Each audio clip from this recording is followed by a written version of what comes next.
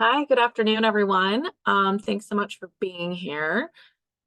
So you who might not know me, I'm Christy Harshberger. I'm ISAC's General Counsel, and this is kind of the first time we're trying this, so I'm open to any sort of feedback afterwards on how it worked or didn't work or what else we might be able to do better.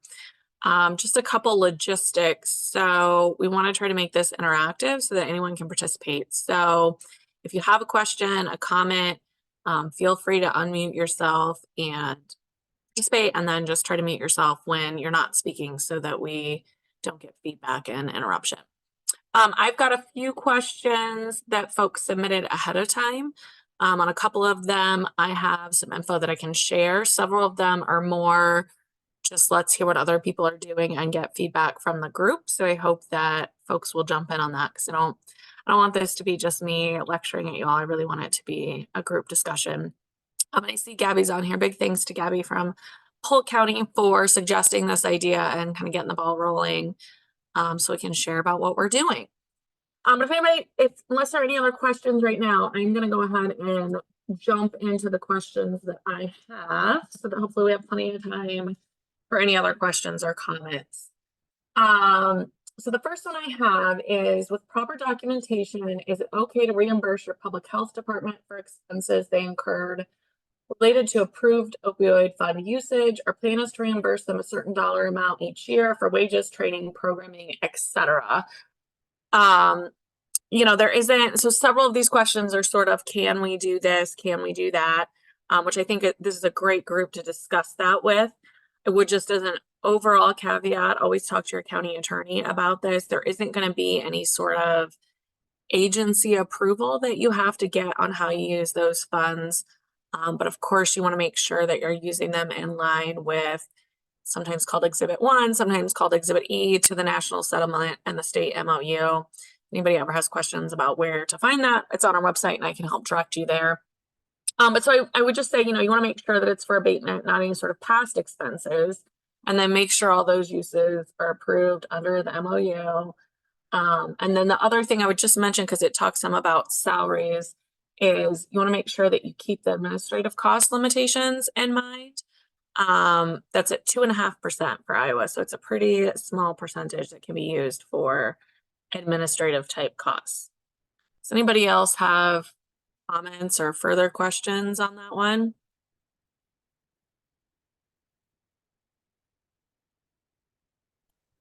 Okay. I don't know what counties these came from. So if this is your question and I didn't answer it, jump in and let me know.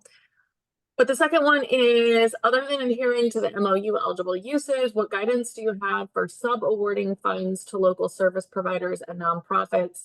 Is a competitive process required? And do you have any tips for monitoring? If others have done this and have any tips, I think that'd be super useful. It's largely going to be a matter of your local policies in terms of the process. It's a lot like ARPA though. So those of you, I don't know, some of you may have been involved with some of the ARPA dollars, some of you may not have been, but I know the auditor of the state and ISAC made some recommendations on how to handle those distributions in terms of contracting. And so we do have kind of a checklist from ARPA that I think you could use here if you're trying to put an agreement like that together. I think the key factors are going to be, of course, you want some sort of written agreement.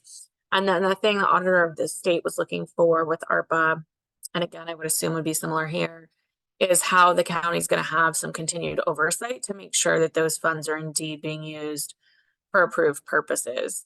And there are probably different ways that you can do that, but I think those are probably the two main things you want to keep in mind when contracting with local service providers.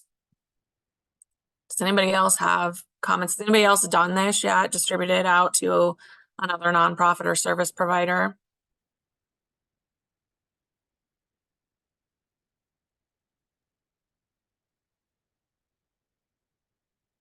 Hello. Yeah, Sonia, we can hear you. Okay. We did contracts with several providers, and I kind of mirrored our ARPA subrecipient agreement just to a certain extent, because it doesn't need to be that involved. But so the issue or question that I have with that is we're not giving them the funds up front. We're kind of obligating those funds to them. And so when they were talking about perhaps rolling back funds, that we were kind of freaking out about that because they're obligated, but they're not spent. So are you talking about rolling back funds in terms of like what the legislature has been talking about? Correct. Okay, so let me clarify that. And my understanding is that all that talk of the legislature only relates to the 50% that's going to the state. So the way the terms of the agreement were negotiated in Iowa, 50% is going to the state, 50% is going to the local governments, to counties. So and the way the state side was set up was that with some input from the AG's office, the legislature had to approve how those funds were used. And so I think that's some of the reason none of those dollars have gone out the door, as far as I know. But so you shouldn't worry to the extent that you're getting funds directly from the settlements. I don't think you need to worry that that's going to get pulled back. Now, what's going to happen with that stateside money?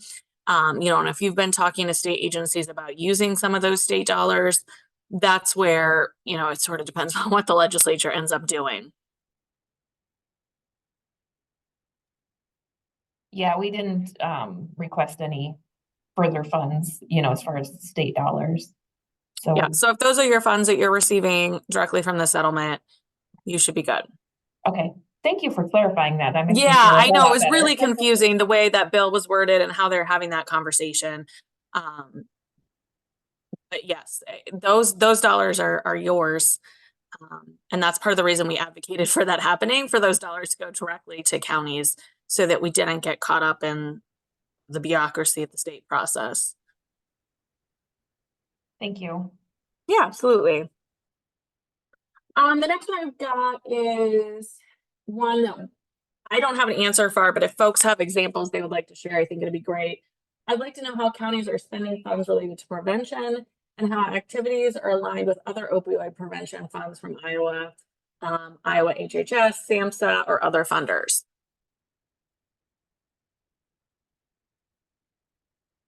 So has anybody done any prevention type activities yet or worked with any of those other agencies?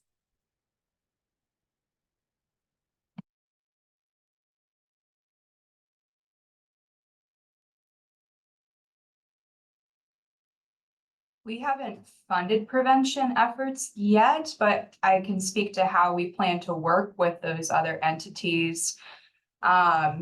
We know that federal block grant dollars for prevention work in our communities or discretionary grants are very specific about what evidence-based programs they are allowed to provide. So if you talk to your prevention folks and ask them what are some programs that you would love to implement, but for whatever reason, HHS does not allow them to implement those programs. Obviously, you still want them to be evidence informed, but maybe there's something that doesn't fit the exact criteria of HHS. That's where we're looking to fund prevention efforts. And we ran an activity with a group of cross-sector stakeholders last week where I asked them what are the risk and protective factors related to substance use in Polk County specifically? So what do you think is influencing substance use? And then from there, once you know what the problems actually are in your county, then you can look at programs, prevention programs and initiatives that target those factors to make the best impact with your programs.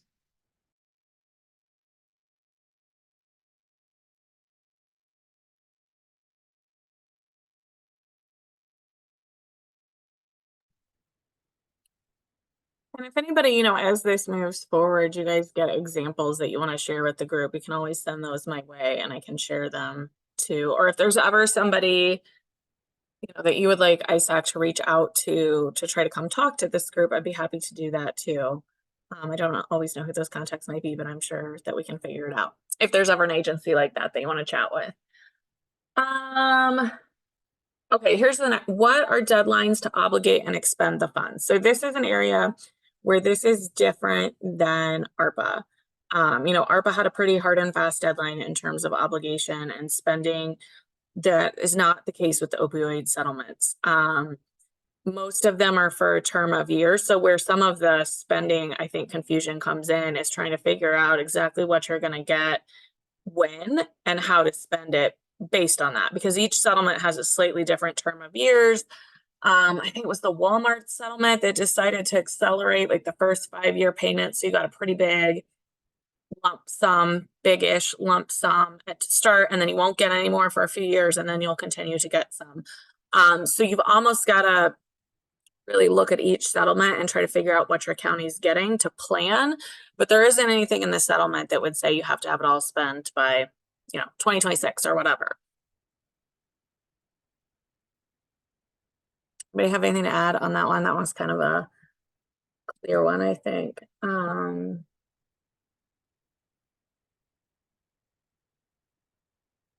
Curious on how other counties have set their committees up and who is on them and how they plan to spend those dollars. So that's a big question.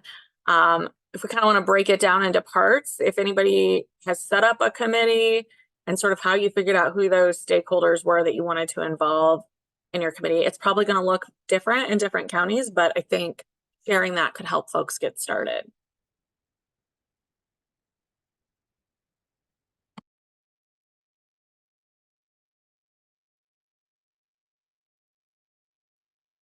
I can speak to that a little bit. Can you hear me okay? So Warren County set up a committee to figure out how to spend funds that included public health, county sheriff's department, a member of the board of supervisors, and a few like some of the treatment providers in the county. And then anybody who wanted to put in county input was also invited to the table. Wright County set up with law enforcement, local law enforcement, county attorney's office, recovered substance use persons, obviously public health, providers that may provide substance use treatment. Sorry, my radio is going off over here. Board of Health member, Board of Supervisor members, school nurse members or school advocate members,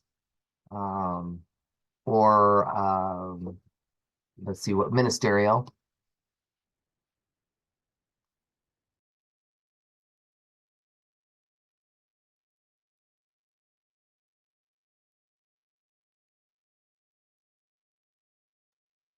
And if anybody else has committees set up, but they're feeling shy or struggling to unmute, you can always type into the chat too. I see some questions are coming into the chat that I'll get to. But you can definitely share that way as well. I want to jump in. Something that I try to keep in the forefront of my mind every day is that the money is meant to help the people who have been harmed by the opioid and addiction crisis. And so a part of that is making sure that people with lived experience have a say in how the funds are spent. So if you have organizations with people in recovery, for example, or those people who are participating in your local treatment programs, or maybe they are still using substances, those folks have historically been left out and are the ones that really are the victims of these pharmaceutical companies. And so I would really encourage people to think about how to involve those folks on your committees, or I know Scott County did focus groups with people with lived experience, and that's something that we are exploring as well.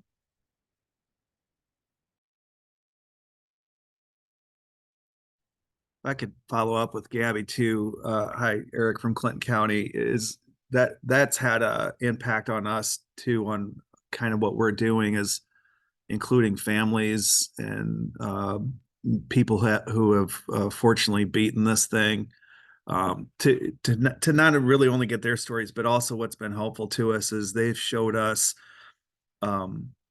what could have prevented their situation so that we know how to better address that prevention. But then also on the other side of recovery, they've also demonstrated to us what the gaps are to get someone into recovery. And so those have been very important input that we've gotten from the victims and their families. So that's a good point is, and we have our committee that's similar to everyone else. That's why I didn't jump in with ours, but we do, I think what Gabby mentions, I just want to reinforce that because we've learned so much from the people in our community that have gone through this. It's amazing, especially for that gap, those gap things. It's amazing how many times some of these folks would say, we need the help now. Usually they're in jail, honestly, and then that's when they need the time, and we need to be able to strike when that iron's hot when they're looking for that help. So those are the kind of the areas we're looking at addressing too.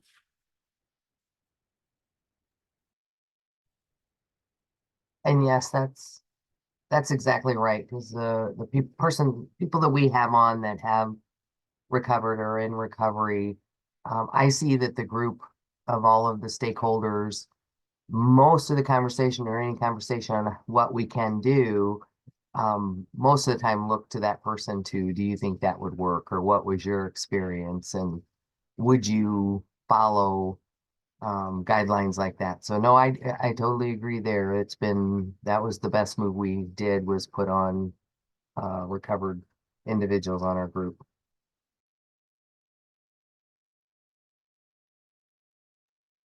And that was actually one of the questions that I got too. So in segue into that, if anybody has anything to add on that topic, one of the questions I received was, how have counties involved people with lived experience or people in recovery in planning for how to spend the funds? So it sounds like several counties have gotten those folks involved with their committees. I don't know if anybody else has other experiences or ideas on how to involve them that you might want to share.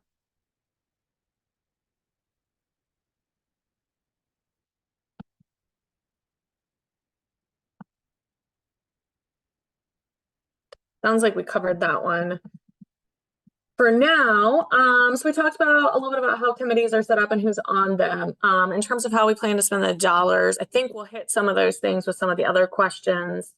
And hopefully we'll have some time to circle back and just sort of free share if folks have ideas or examples that they're currently using. Okay, I got a question. Can this money be used to reinstate, create support in jail substance abuse treatment programs for inmates? So I'm just going to post in the chat. There's a couple sections of the MOU that I think would talk about these types of services. If anyone's doing something like this, feel free to jump in, but I think you'd probably want to take a look at those and then talk to your county attorney.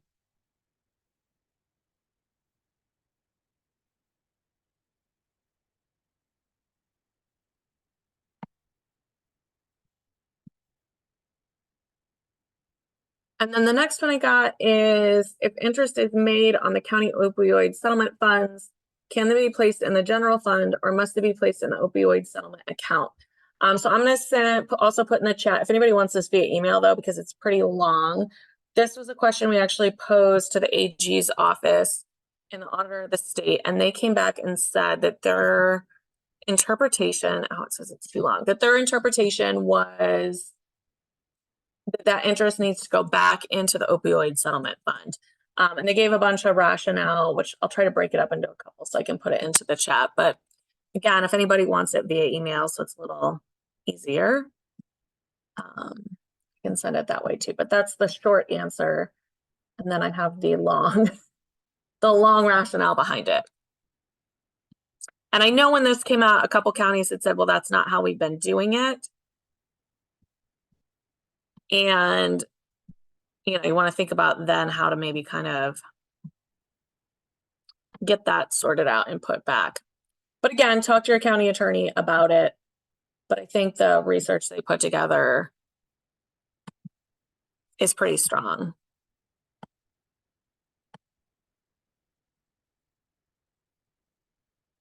Yeah, I'm getting a couple requests to email. I'll tell you what, I think Courtney can email out to the group, so we'll just email it out after this so everybody has it. Because I'm gonna have to send it in like 6 messages to put it in the chat, and that's not gonna be particularly useful for anyone.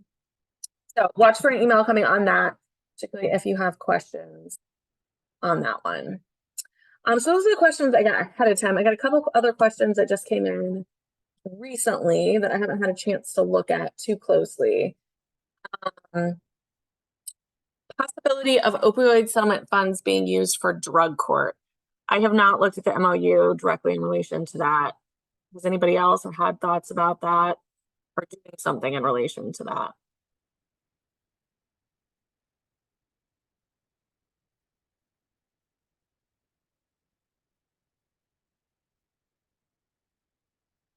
Well, I will try to take a look at the MOU and see if there's anything that jumps out at me as applicable. But again, for all these kind of, can we use this? Does it count? That's really ultimately a local decision to be made with your county attorney. The AG's office has taken a pretty strong stance that they're not going to weigh in on those. Can a county contract with a company for substance use behavioral health access to treatment using opioid dollars? Again, I think that's similar to that first one we talked about. You're going to want to think about your process if you're doing that, and then how you document it, how you contract for it, and how the county maintains some oversight on how those dollars are being used. Oh, somebody just popped. Oh, thank you, Gabby. Looks like Gabby popped into the chat a section of the MOU that might apply to drug court.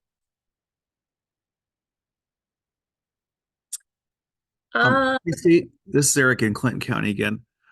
You kind of brought up what you were just talking about there a little bit with contracting with someone, and we've spent very little of our dollars, but we have done one for a treatment center already.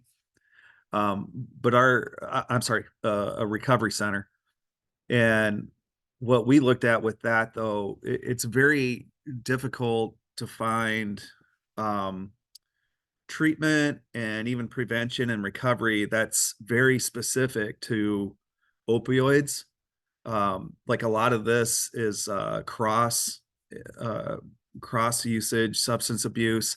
And so what we've done, at least I'm glad we had this first experience with this prevention center, recovery center that we're working with, because they've assured us and showed us, and they have a state grant that they have to do this with too, but how they can break down how the opioid is being addressed. Like they have to ask their clients, what they're addressing, what the issue is, because a lot of these are cross. There'll be other substances involved with these as well. So they'll be able to, if we ask for a report, they'll be able to break that down, say so many, we've helped so many folks with an opioid or a connected opioid related condition. I guess I'm just saying that because I think this money is very specific for opioid, and that's our concern. And we heard, we will have to do these reports and show that it's going toward these opioid things. I heard they're going to actually be watching that. So do make sure. I think it'll be very difficult to find something specific opioids. So you're going to have some of these cross things, whether it's recovery, prevention, that sort of thing. Just for sure, my suggestion is, and what we're doing is we just want to make sure whoever we partner with, they're going to be able to have some sort of opioid specific report that they can share with us.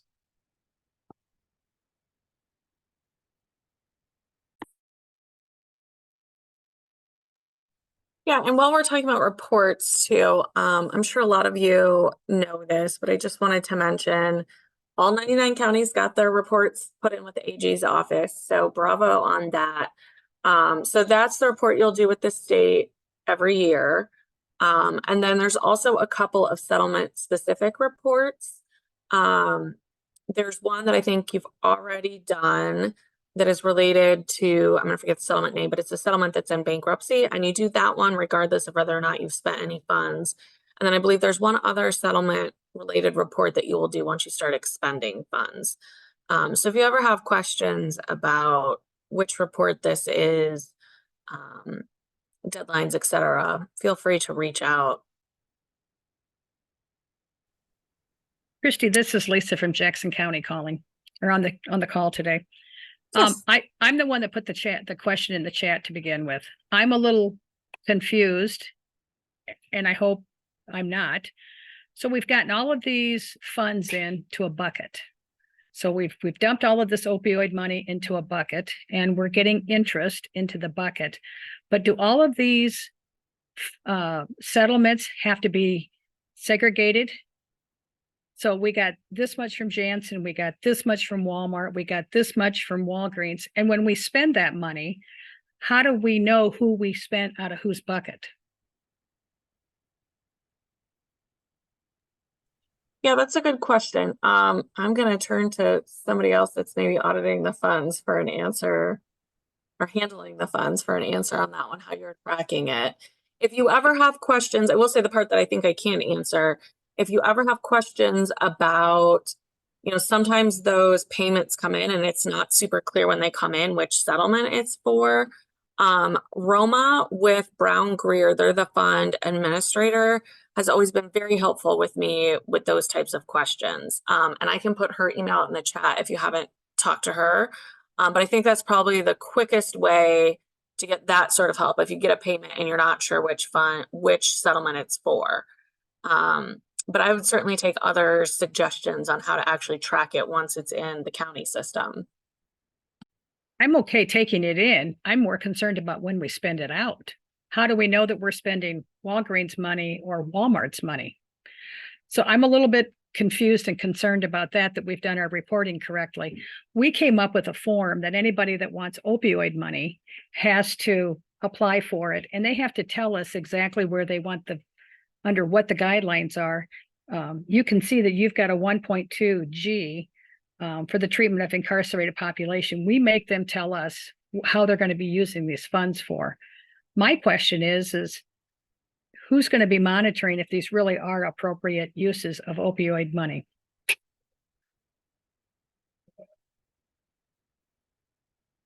As an example, they purchased puncture-resistant gloves for the sheriff's office. Is that an appropriate use of funds? Well, and sort of along those lines about who's going to approve it. I mean, the answer is there's not anybody to go to that sort of rubber stamps it and says you're good. At that, you make that decision at the local level, again, with your county attorney. You do submit these reports. I would say, the AG's office is obviously going to be looking at those. But in general, they have said they're not going to weigh in on whether or not something's an appropriate use. Now, if you submit a report that says we used it to buy popcorn for everybody, I would guess that they might interject at that point, but I know none of you are going to do something sort of that out of line like that.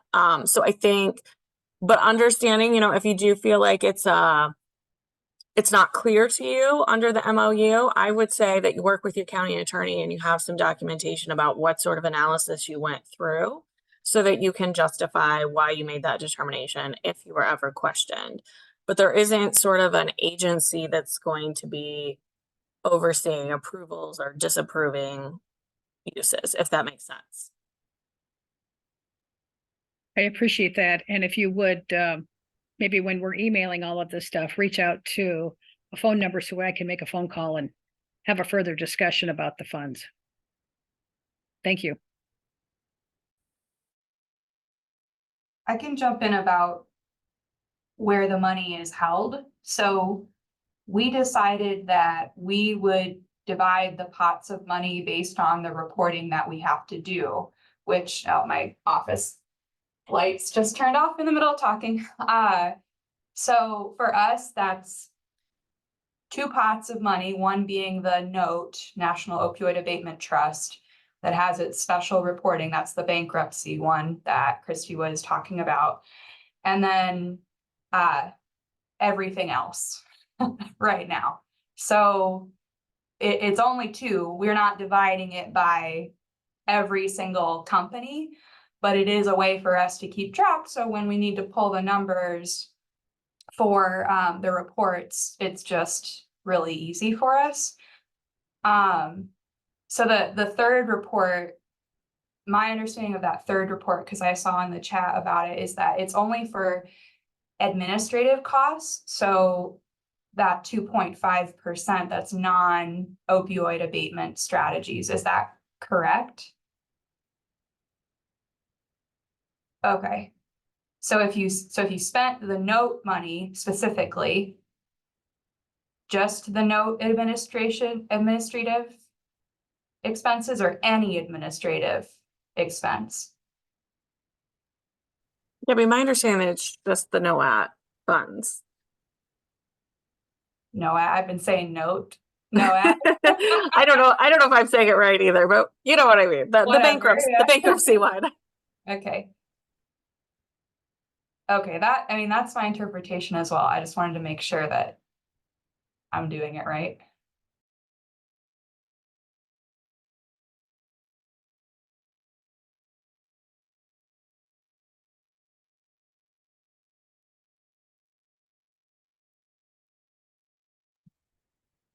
Do we have other questions about the reports? Does that seem like kind of a hot topic? I would also jump in real quick that our county attorney would say that those puncture-proof gloves are not an approved expense. But that's our county attorney. I agree. I think So I the same, just wanted same to look put on that the page.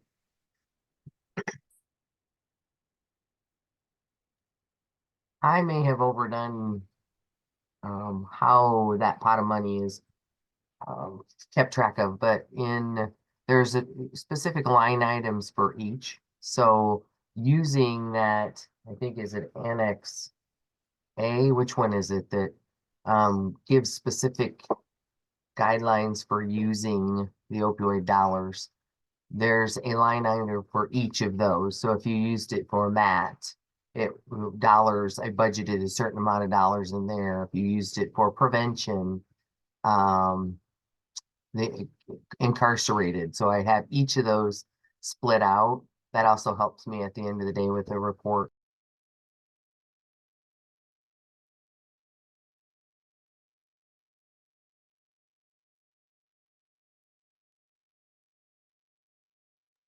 You know, we had done a webinar kind of back when counties first started receiving funds under the opioid settlement with the Department of Management and the auditor of the state and the AG's office. But I would be happy to try to set up something similar sort of now that we're receiving more dollars. Some of those dollars are starting to get spent. I mean, I do think they're aware of some of these issues, but it may not be top of their list if counties have questions. You know, just let me know. I can either put you in touch with the folks that I've spoken with at those agencies, or if we get enough of those questions, I could see if they could come and hop on one of these calls with us as well. I think it would be helpful because you guys are creating questions for me too. It's like, should I be keeping track of which funds I'm using to spend on which projects? So that I'm reporting it correctly, you know, because we only get so much from that Rod. I think they're the ones that are the bankrupt, the bankrupt ones. So, and I know we had to do a special report for that one.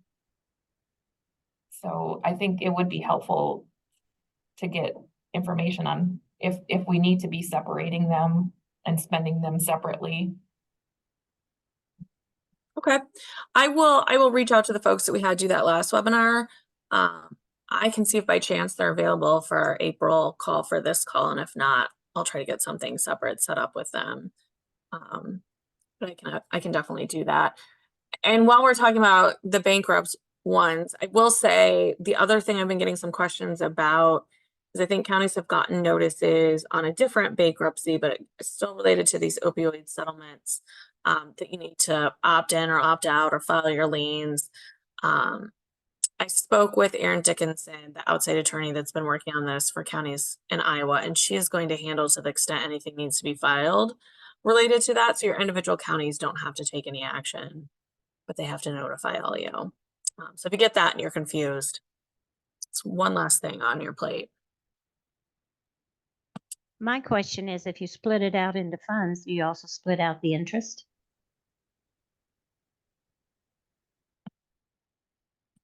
Yeah, and I don't know the answer to that other than to say when we got the analysis from the AG's office, they just talked about it going back into the opioid fund. Now whether or not it's because they didn't think through that next step or if it just needs to go back in that general opioid fund, I'm not positive.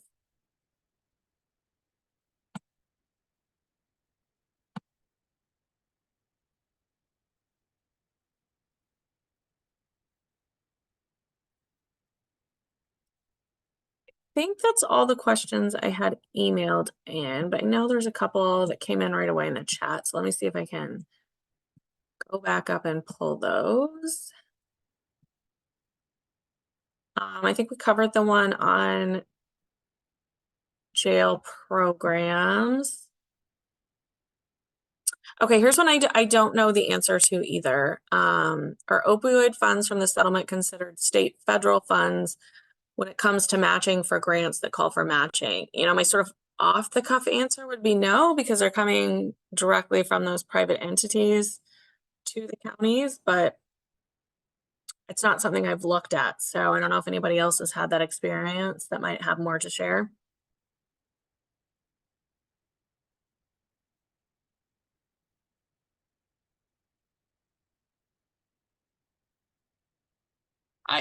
I believe they're private funds, so I don't consider them government funds. They're private settlement that we're getting directly from private entities, so.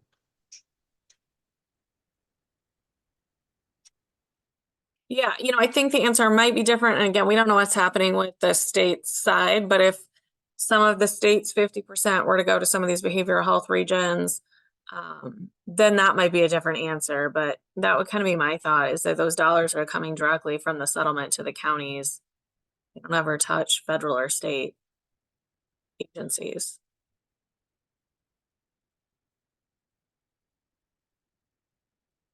And then I think the other question I had was the one that we kind of already talked about on sources and separating them into accounts. So I will try to get some more info on that, or at least some folks with some expertise that we can talk to.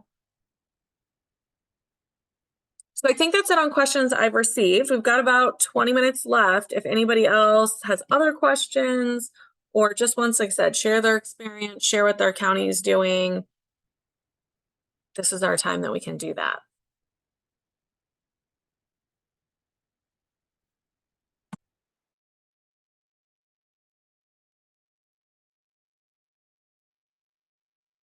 See, this is Jennifer Garnes at Clayton County. And I was wondering if those grant dollars could be used for like a substance abuse grant. Like we normally give $10,000 towards a $40,000 grant. Would that be something we could spend that on?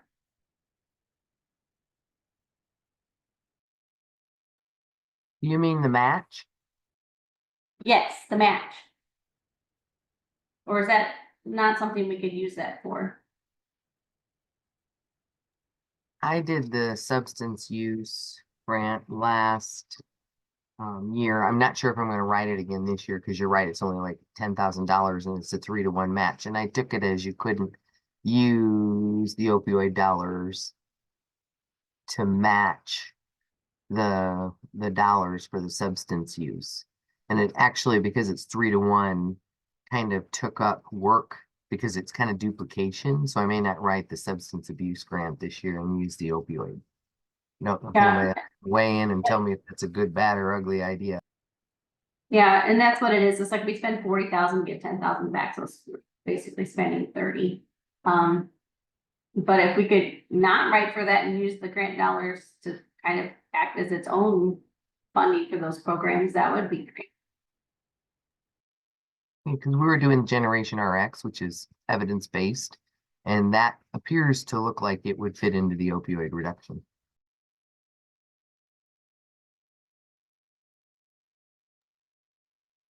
Yeah, and Jennifer, I am not familiar enough with that grant program to know, if there's something in there that would restrict you using those opioid funds.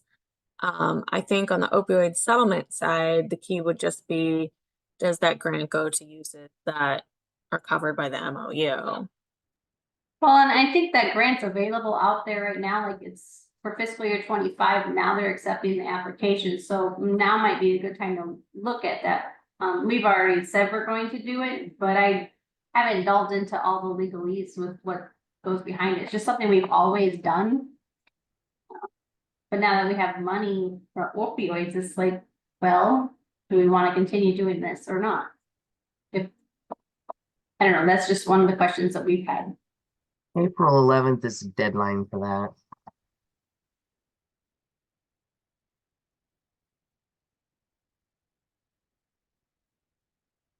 Yeah, I mean, I think the other thing to think about is,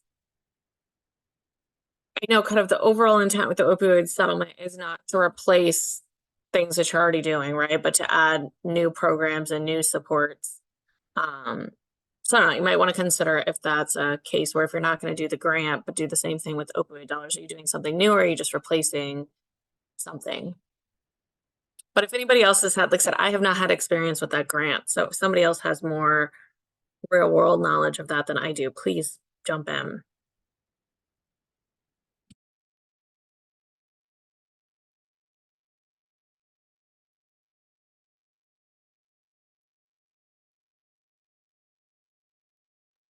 And the other item that we've always questioned about the possibility, and I don't know if it would qualify or not, was adding like a padded room to a jail. But I don't know if that would qualify even because it's to a changing a permanent structure. Or if you could actually say it was specifically for opioids, but they have a lot of issues when there is some sort of I guess irate person that comes into the jail and may have be coming down from like some sort of opioid high, how to constrain them, and they don't want to like constrain them, so a padded room would be much more beneficial.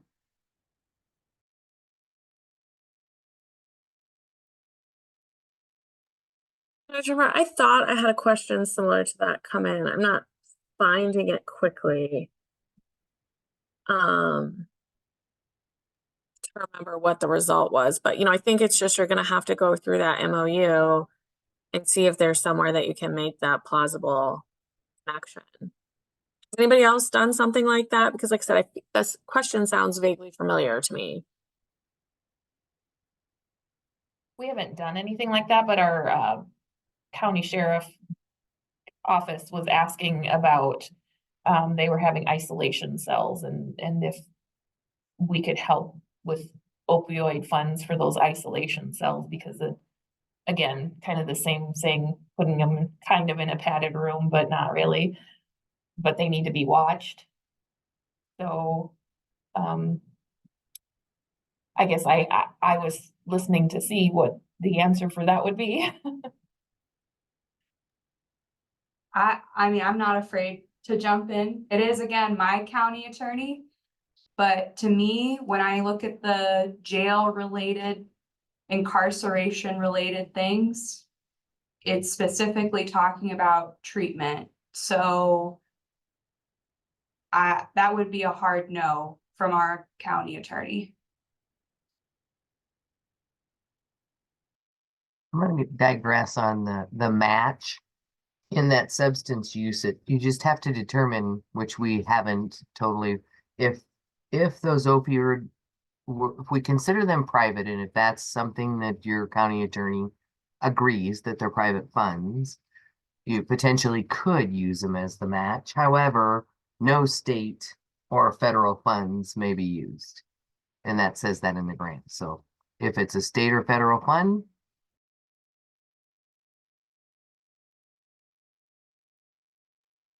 That's helpful. And so, I mean, like I said, my initial thought would be that they're not state or federal dollars, but I think that's another one that you'd want to talk to your county attorney about. But it's just nice to get those kind of clarifications, because if you're thinking about doing something like that, that has a monetary amount. Well, if you know that's off the table, then you can start thinking about other projects. I mean, we have a whole list of ideas, but we have not expended anything yet. We're kind of seeing, we want to wait for there's a larger pot, so maybe we can make something with more of an impact. But I also think there's some stuff in the interim, but I can't make the decision on that. that we could be putting money towards.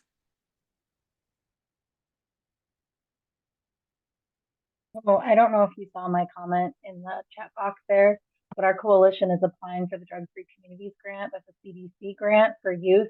It's a very large grant that requires money matching as well. And it says in plain English on their website that they will accept opioid funds as part of matching since they're not considered state or local funds.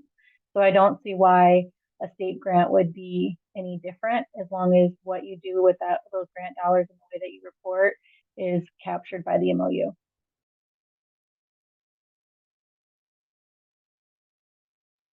Thank you, Nikki. That's super helpful.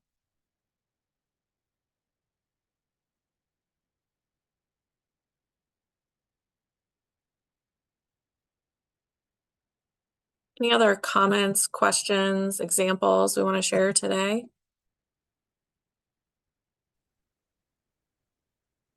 Christy, Everybody's- this is Beth Will from Dickinson County. I Hi, Beth. missed the answer in reference to drug courts. Was there an answer in reference to whether the funds can be used or not used?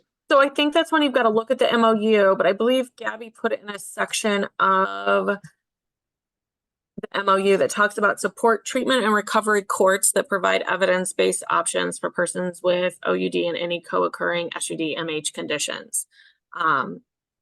So, just in a quick read of that, that certainly seems like that's what it's targeting. But again, take a look at it, talk to your county attorney, but there seems like there's a plausible connection there. Okay, thank you. I just missed the answer. Thanks. Yeah, no problem.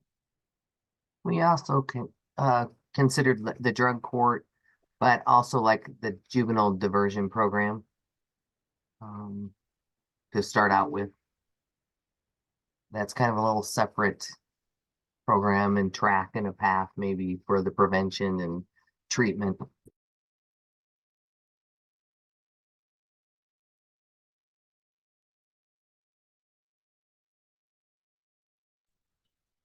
I have a question. Carissa Brown from Dubuque County.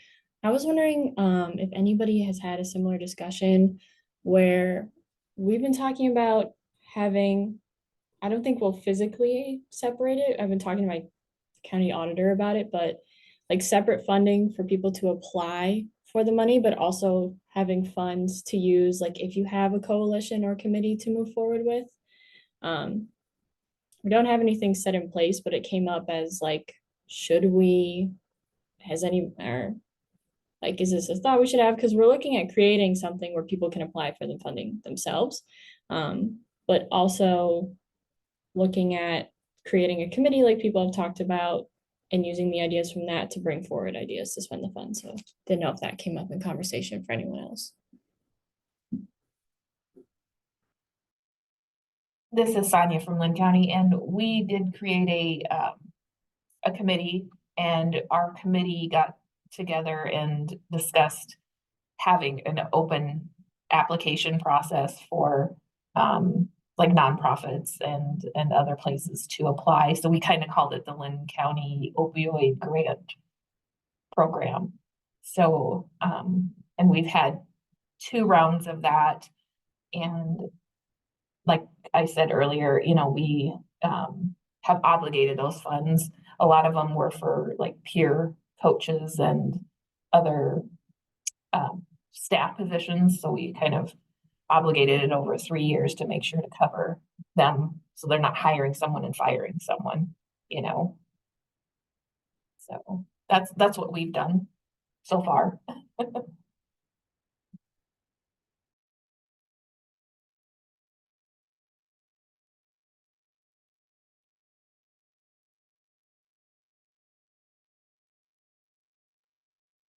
Krista, I don't know of anything that would prevent you from setting things up that way. I know something that I've heard folks talk about. I don't know if anybody's doing it, but different buckets based on time. So like you said, you're going to have some funds now, but then you're going to keep having funds coming in. In terms of planning, maybe even it's not a separate bucket, but just planning how you're going to spend the funds you have now versus the ones that are going to come in over the next, 10 years.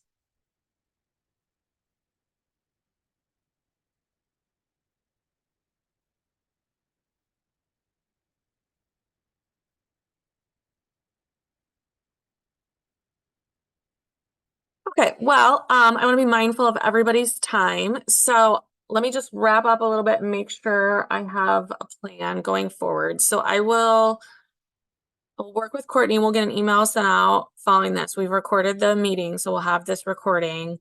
I will get you kind of my notes on some of the questions that came in ahead of time, including specifically that AG opinion on interest. And then for our April meeting, I will take a look at having somebody from Department of Management, state auditors, or AG's office to come in and talk about maybe some of the reporting. Or I can try to get a little more info specific to you guys about reporting for that too. But in particular with the state agencies talking about how to track the dollars and buckets and what you have to keep separate and track separately versus what you don't need to.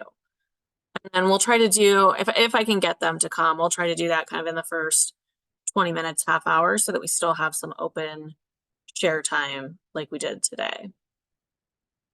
Is there anything I'm missing in that plan?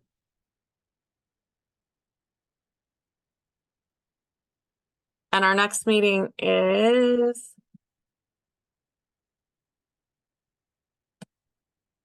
let's see here, April 18th at 1 o'clock.